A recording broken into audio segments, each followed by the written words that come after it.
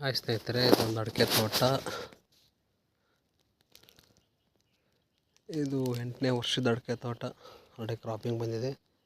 ಇದರ ಜೊತೆಗೆ ಮೆಣಸು, ಕಾಫಿ ಮೆಣಸು ಹಾಕಿದ್ದೀವಿ.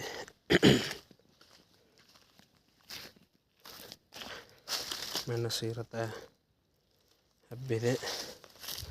ಕಾಫಿ ಇದು ಮೆಣಸು 4 ಗಿಡ ಮಧ್ಯದಲ್ಲಿ ಕಾಫಿ ಹಾಕಿದ್ದೇವೆ ಮತ್ತು ಮೆಣಸನ್ನು ಒಂದು ಗಿಡ ಬಿಟ್ಟು ಒಂದು ಗಿಡ ಹಾಕಿದ್ದೇನೆ.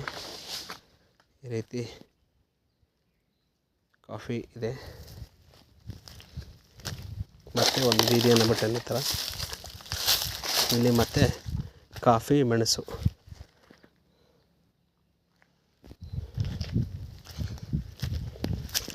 ಮತ್ತೆ ಒಂದು ಬೀದಿ ಬಿಟ್ಟಿದ್ದೀನಿ. ಮತ್ತು ಕಾಫಿ ಮೆಣಸು 8 ತಾಯದಲ್ಲಿ. ಇದಕ್ಕೆ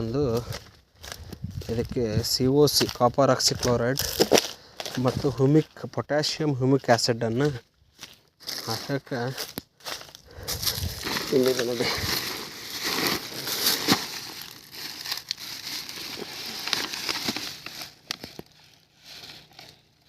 COC ಮತ್ತು ಪೊಟ್ಯಾಷಿಯಂ ಹ್ಯೂಮಿಕ್ ಆ್ಯಸಿಡ್,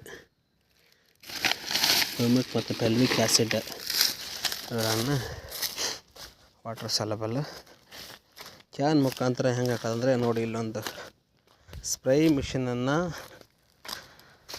ತೆಗೆದು ಇದು ವೇಸ್ಟ್ ಆದ ಒಂದು ಬಾಟಲ್ದು ಕೊಳವಿ ಇದನ್ನು ಕಟ್ ಮಾಡಿ ಮುಂದ್ಲಿದೆಯಲ್ಲ ಸ್ಪ್ರೇ ತಕ್ ಮಾಡಿ ಇದರೊಳಗಡೆ ಈ ಥರ ಹಾಕಿ, ಇದು ಒಂದು ಗಿಡದಿಂದ ಈ ಗಿಡದಿಂದ ಹಾಕಿದ ನಂತರ ಆ ಗಿಡಕ್ಕೆ ಹೋಗೋದಕ್ಕೆ ಒಂದು ಅರ್ಧ ತುಂಬುತ್ತೆ.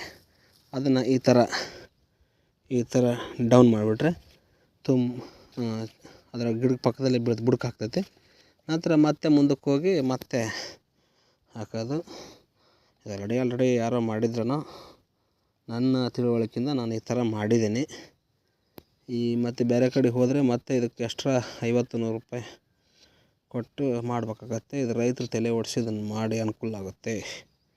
ಹೇಗಿದೆ ನೋಡಿ ಜುಗಾಡ್ ವಸ್ತು, ಚೆನ್ನಾಗಿದೆ ಅಲ್ವಾ? ರೈತರು ಈ ರೀತಿ ಕೊಡಪನ ತಗೊಂಡು ಅಥವಾ ತಗೊಂಡು ಬಗ್ಗಿ ಎತ್ತಿ ಬಕೆಟ್ ತಗೊಂಡು ಹಾಕೋಕ್ಕಿಂತ ಈ ಥರ ಕ್ಯಾನನ್ನು ಯೂಸ್ ಮಾಡ್ಕೊಂಡು ಇದಕ್ಕೆ ಈ ಥರ ಯುಟಿಲೈಸ್ ಮಾಡ್ಕೊಂಡು ಮಾಡಿದರೆ ಭಾಳ ತುಂಬ ಅನುಕೂಲ.